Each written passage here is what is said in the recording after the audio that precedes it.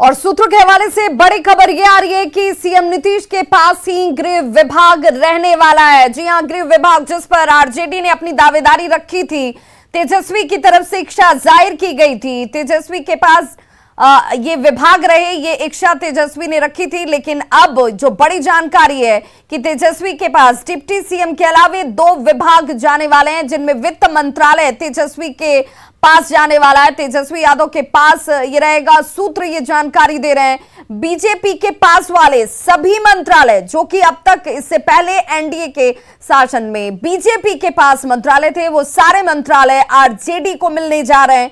JDU के कुछ विभाग भी आरजेडी के खाते में जा रहे हैं। सूत्र ये जानकारी इस वक्त देते हुए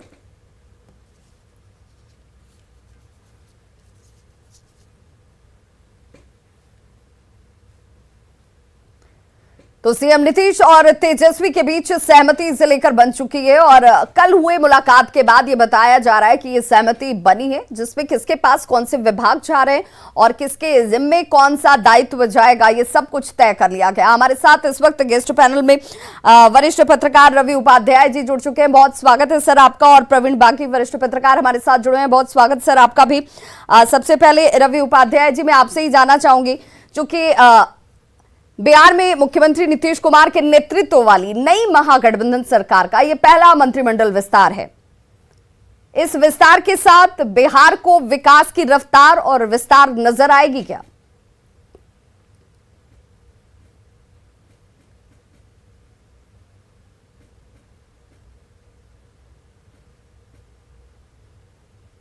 गठबंधन की और महागठ कहें माने एक्सपेंशन हो रहा है। मुख्यमंत्री और उप मुख्यमंत्री तो पहले बन गए थे, ये दोनों तेजस्वी और नीतीश कुमार। तो यह निश्चित तौर पर इन लोगों को कुछ नया करना होगा अगर एनडीए के समक्ष चुनौती पेश करनी है 2024 में और 2025 में। तो निश्चित तौर पर इन लोगों को कुछ करना होगा और करने, आप इसका देखिए आगाज हम कहें या तो कल जो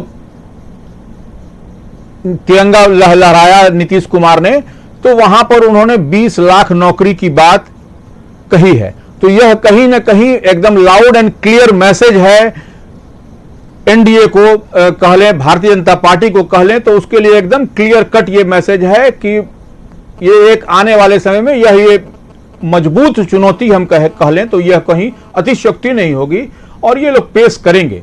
क्योंकि 10 लाख नौकरी की बात होती थी, तेजस्वी किया करते थे, उससे बढ़ करके इन्होंने 20 लाख की बात कही है। तो ये निश्चित तौर पर कहीं ना कहीं इनका ये सोच है इनकी महागठबंधन की सरकार की। फिर इसी पर सवाल ये भी उठता है, प्रवीण बागी जी से मैं जानना चाहूंगी। प्रवीण बागी जी, 10 लाख रोजगार को लेकर के तेजस्वी हमेशा से मुखर रहे। उन्होंने कहा कि हम ये सबसे पहला काम जो है वो करने वाले हैं, लोगों को रोजगार देंगे। बहुत अच्छी बात है, सियासत में दूसरे चीजों को छोड़कर पहले रोजगार की, काम की, लोगों के विकास की बातचीत होनी चाहिए, उसकी शुरुआत हो रही है। इस दृष्टिकोण से तो ये ठीक है, लेकिन क्या ये प्रैक्टिकली संभव है? और अगर संभव है तो 30 साल का शासन, जिसमें लालू और नीतीश दोनों के अगर शासनकाल को जोड़ दिया जाए, तो अब तक ये क्यों नहीं हो पाया? बिल्कुल, देखिए आपने खुद ही इसका जवाब दे दिया है इस सवाल का कि नीतीश कुमार जी लंबे समय से मुख्यमंत्री है यहाँ, और जब ये संभव था तो क्यों नहीं उन्होंने किया। अभी भी सरकार उन्हीं की थी और फिर पाला बदल करके उन्होंने महागठबंधन के साथ सरकार बनाई है। और उस समय जब तेजस्वी मांग कर रहे थे कि 10 लाख लोगों को रोजगार दिया जाए, नौकरी दी जाए, तो उसकी खिल्ली उड़ाया करते थे, आलोचना किया करते थे कि पैसा कहाँ से आएगा। आप लोगों ने बाइट भी चलाया है वो पुराना कि कहाँ से पैसा आएगा, कहाँ से देंगे, खेत बेचेंगे, ज़मीन बेचेंगे, क्या करेंगे। तो ये प्रैक्टिकली संभव नहीं है, मगर फिर भी हमें उम्मीद रखनी चाहिए कि जब गांधी मैदान से उन्होंने घोषणा की है तो थोड़ा उम्मीद रखना चाहिए कि कुछ करेंगे उस दिशा में। नहीं 20 लाख तो 5 लाख अगर नौकरी दे दें तो एक बहुत बड़ी बात होगी। और बिहार के लिए अभी बहुत ज़रूरत है इसकी, क्योंकि बिहार में बेरोजगारी सबसे ज़्यादा है। मुझे लगता है कि कोई प्रदेश ऐसा नहीं मिलेगा इस देश का जहां बिहार के लोग मजदूरी करने के लिए नहीं जाते हों। भले इसके पहले की सरकार के लोग दावा करते रहे कि बिहार से बाहर जाना ही मजदूर बंद हो गए, ट्रेनें खाली जा रही हैं, मगर हकीकत कुछ और थी। तो नेताओं के कहने और कथनी और करनी में बहुत फर्क होता है, और वो फर्क आने वाले दिनों में दिखेगा। बिल्कुल, और ये होड़ गंभीरता अभी भी लग गई कैसे है। मानी जाए और कैसे इन नेताओं को गंभीरता से जनता लेगी, जो खुद अपने ही बयानों से, खुद अपने ही तमाम वक्तव्यों से ये जाहिर कई बार कर चुके हैं कि जिसके विपक्ष में वो खड़े होते हैं उसके साथ पक्ष में आ जाएं, और जिसके साथ पक्ष में है वो उसके साथ विपक्ष का हिस्सा हो जाएं। तो ये तमाम चीजें कहीं ना कहीं सवालों को जन्म देती हैं, संशय को जन्म देती है। हमारे सहयोगी आनंद अमृतराज हमारे साथ सीधे राजभवन से जुड़े हुए, राजभवन जिस पर सबकी निगाहें जाकर टिक गई एक बार फिर से। आनंद, कुछ दिनों पहले यानी तकरीबन 2-4 दिनों की अगर हम बात कर लें तो एक राजभवन सेंटर ऑफ अट्रैक्शन था, क्योंकि मुख्यमंत्री के तौर पर नीतीश कुमार शपथ लेने वाले थे और तेजस्वी यादव दूसरी बार डिप्टी सीएम की शपथ लेने वाले थे। आज एक वक्त है जब मंत्रियों को शपथ दिलाई जाएगी, इसे लेकर किस तरह की चहलकदमी या जिस तरह की हलचल वहां पर आपको नजर आती है? फिर आपको दिखा देते हैं कि राजभवन में 11:30 बजे के आसपास का टाइम दिया हुआ है और इस वक्त देखिए नेताओं का, कार्यकर्ताओं का आने का सिलसिला शुरू है। और जाहिर सी बात है, महागठबंधन की सरकार बन रही है। महागठबंधन के जो तमाम समर्थक है, जेडीयू, आरजेडी, कांग्रेस और वाम दल के लोग यहाँ पर पहुँचेंगे और तमाम पार्टी के विधायक भी पहुँचेंगे यहाँ पे। तो ये मौका महागठबंधन के लिए बेहद खास है। और 2015 में जब महागठबंधन की सरकार गिरी थी और जेडीयू से अलग हुआ था, उस वक्त महागठबंधन के नेताओं में काफ़ी नाराजगी थी, लेकिन एक बार फिर से 2022 में जेडीयू ने फिर से महागठबंधन में शामिल होने का फैसला किया और आज उसी की परिणति है कि आज फिर से महागठबंधन की सरकार बन रही है। तेजस्वी यादव डिप्टी सीएम बन रहे हैं, नीतीश कुमार मुख्यमंत्री और आरजेडी और कांग्रेस के विधायकों के साथ साथ जेडीयू के विधायक भी मंत्री बन रहे हैं। तो ये तस्वीर बहुत कुछ इशारा कर रही है।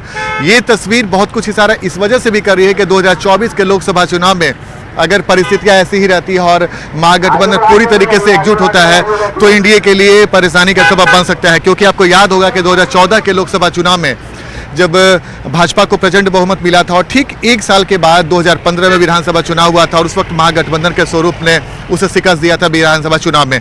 एक बार फिर से परिस्थितियां फिलहाल ऐसी दिख रही है। आने वाले समय में परिस्थितियां क्या होगी इस बारे में अभी कहना कुछ भी जल्दबाजी होगा, लेकिन इतना तो तय है विभाग कि 2024 के लोकसभा चुनाव में के पहले अगर महागठबंधन पूरी तरीके से एकजुट होगा तो कहीं न कहीं बीजेपी के लिए समस्या बढ़ सकती है। ये चुनौती पैदा करने की कोशिश इस वक्त जरूर महागठबंधन की तरफ से की जाएगी और ये नई टीम कितना विश्वास लोगों का जीत पाती है ये बहुत महत्वपूर्ण है और इसी का असर जो है 2024 और 2025 में भी नजर आएगा।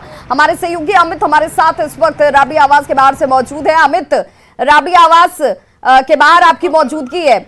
तेज प्रताप यादव को लेकर लगातार चर्चाएं की जा रही हैं कि फोन कॉल उन्हें भी आ चुका है मंत्री पद पर शपथ लेने के लिए।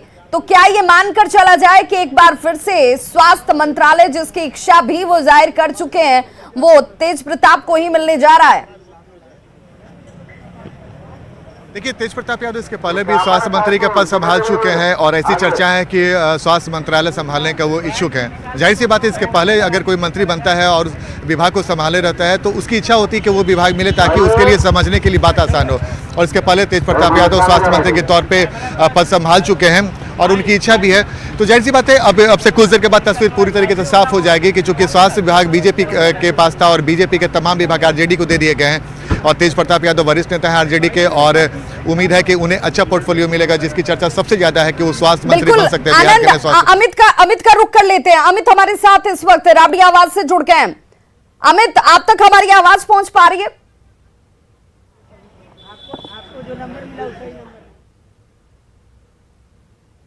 तो लगता है अमित से हमारा संपर्क नहीं हो पा रहा है। हम अमित के पास लौटेंगे, लेकिन आनंद हमारे साथ लगातार राजभवन के बाहर से मौजूद है। आनंद, कौन कौन से नेताओं के आने का सिलसिला शुरू हो चुका है? क्योंकि समझा जा सकता है कि आरजेडी के जो नेता हैं, जो विधायक हैं, उनके अंदर सत्ता से दूरी और अब सत्ता में शामिल होकर मंत्री पद को हासिल करना, उनकी बेचैनी ज्यादा स्वाभाविक नजर आती है बनिस्बत अगर देखा जाए हमसे या जेडीयू से। देखिए, बिल्कुल विवाह आपने महत्वपूर्ण बात कही। देखिए, जेडीयू ने तो पहले ही तस्वीर साफ कर दी थी कि जेडीयू से वही मंत्री बनेंगे जो इसके पहले मंत्री थे और जेडीयू ने कोई फेरबदल नहीं किया क्योंकि संख्या बल कम है और कोई तरह का विवाद न हो, इससे बचने के लिए जेडीयू ने फॉर्मूला अपनाया। आरजेडी में कई सारे ऐसे नेता हैं जो मंत्री पद के इच्छुक हैं और वो लगातार इस तरह की मांग भी करते आए हैं। तेजस्वी यादव ने काफ़ी सोच समझ के लंबी बैठक कर लालू यादव से भी उन्होंने दिल्ली में मुलाकात की, उन्होंने बैठक किया और एक एक बिंदु पर जांचने के बाद और समीकरण निकालने के बाद ही उन्होंने उन्हीं लोगों को मौका दिया है जो आरजेडी के लिए आने वाले समय में बेहद फायदे पहुंचा सकते हैं। चूंकि 2024 के लोकसभा चुनाव के साथ 2025 का विधानसभा चुनाव देखना है, हर क्षेत्र के हिसाब से उन्होंने समीकरण साधने की कोशिश की, जातीय समीकरण साधने की कोशिश की, और तेजस्वी यादव ने पूरी कोशिश की है कि जो बार बार वो बोलते हैं कि A to Z की पार्टी, वो A to Z की पार्टी के तौर पे अपने आप को प्रस्तुत भी करना चाहते हैं। बिल्कुल, इन नामों को भी हम अपने दर्शकों तक पहुंचा रहे हैं लगातार। और A to Z की पार्टी जो तेजस्वी यादव कहते रहे, वो मंत्री पद में कितना उनकी भागीदारी होती है, ये कितना सुनिश्चित किया जा पाता है, एक लाउड मैसेज कितनी दूर तक वो दे पाते हैं, इसकी कोशिश क्या इस पूरे जो मंत्रियों की लिस्ट है उसमें आरजेडी की तरफ से नजर आती है, इस पर भी अपने गेस्ट पैनलिस्ट का रुख जानेंगे। और इस वक्त एक छोटा सा अंतराल, फौरन होंगे वापस और आप तक पहुंचाएंगे कैसे पहला मंत्रिमंडल विस्तार और इस विस्तार में किन किन लोगों को मिलने जा रही है महत्वपूर्ण जिम्मेदारी।